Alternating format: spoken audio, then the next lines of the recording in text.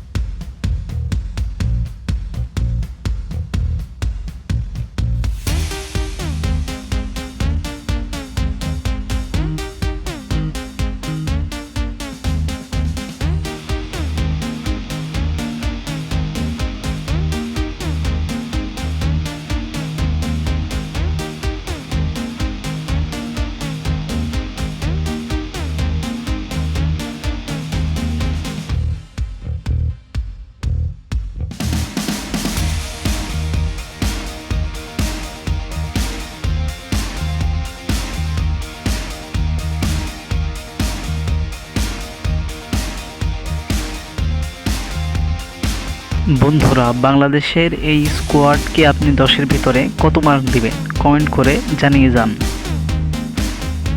এবার আমরা দেখে নেব ম্যাচের সঠিক সময়সূচি এবং ভেন্যু।